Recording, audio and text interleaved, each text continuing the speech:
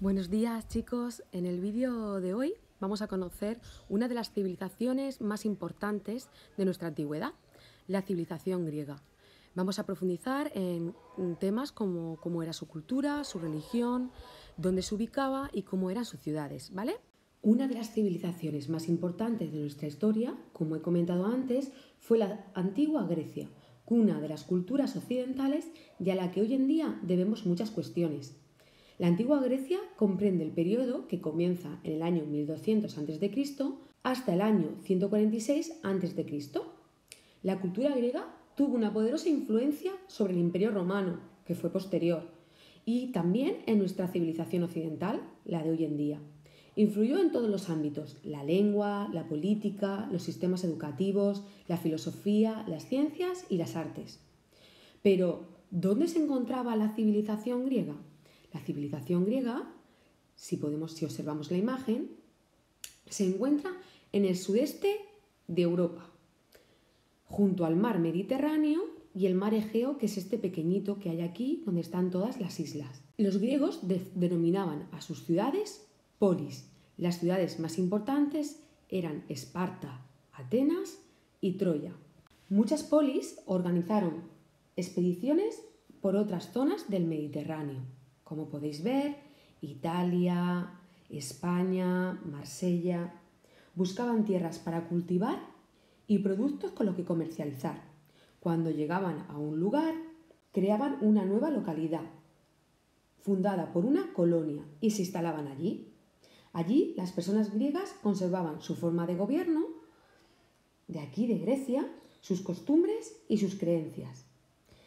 En la península ibérica, España y Portugal, crearon y fundaron colonias como Rosas, Ampurias, Sagunto y Denia. Las vemos las cuatro aquí.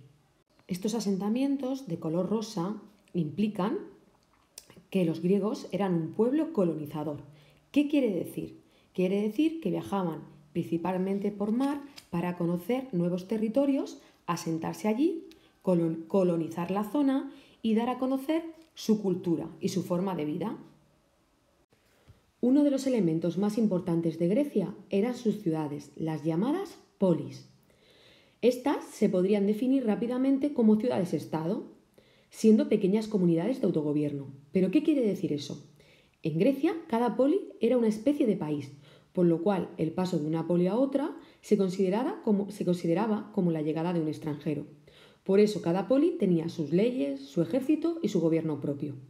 La poli se dividía en dos partes: una más urbana, donde se encontraba el centro cultural, político y religioso, y alrededor, en las zonas menos elevadas, la zona rural, a las afueras del núcleo urbano.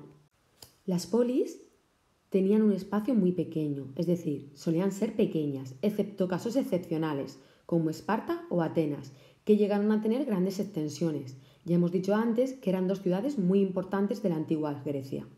La ciudad se dividía en tres partes, siendo la Acrópolis la parte más alta de la ciudad, el ágora o plaza pública donde se encontraban los ciudadanos, y la muralla que protegía del exterior. También es importante decir que las ciudades o polis griegas se solían construir cerca del mar. La Acrópoli, como he comentado antes, se situaba en una zona elevada y estaba fortificada, con el objetivo de que se resguardase la población en caso de guerra. El ágora era el lugar donde se reunían los ciudadanos, solía ubicarse junto a un puerto en las ciudades marítimas. Y el teatro era la zona donde los griegos iban a ver espectáculos. Solía ser descubierto, es decir, al aire libre. En la imagen podéis observar la Acrópolis de Grecia en la actualidad. Todavía contiene monumentos en pie, como el Pantenón, que está aquí, y el Templo de Atenea, que está un poco más abajo. Es muy rico a nivel cultural. Aquí están las murallas que defendían a la población, las veis, y está situado en una zona elevada. La sociedad griega era una sociedad muy desigual. ¿Por qué? Porque tenían esclavos. Era una sociedad esclavista. Por ello, en los ciudadanos de la sociedad griega podemos ver varios grupos. Por un lado estaban los ciudadanos Estos poseían derechos políticos. ¿Qué quiere decir eso? Que podían votar y elegir cargos públicos. Además, para poder ser ciudadano, tenían que ser hijos de padre y madre atenienses. Un dato muy importante es que tenían la obligación de servir en el ejército y eran muy pocos en la sociedad ateniense. Por otro lado, estaban los no ciudadanos. En ellos encontraban a hombres y mujeres libres, pero carecían de derechos políticos, es decir, no podían ostentar cargos públicos, no podían votar. Normalmente se dedicaban al comercio y a la artesanía. Y por último, estaban los ciudadanos no libres. En ellos encontramos a los esclavos. Estaban desprovistos de cualquier tipo de derechos. ¿Quién eran los esclavos? Generalmente consideraban a los esclavos a los prisioneros de guerra, gentes procedentes de los territorios que colonizaban los griegos. La religión griega era politeísta. ¿Qué quiere decir eso? Que tenían muchos dioses. Los griegos creían que sus dioses tenían defectos y virtudes como los humanos, pero eran inmortales y además tenían poderes sobrenaturales. La religión para los griegos estaba presente en todas las cosas de su vida diaria.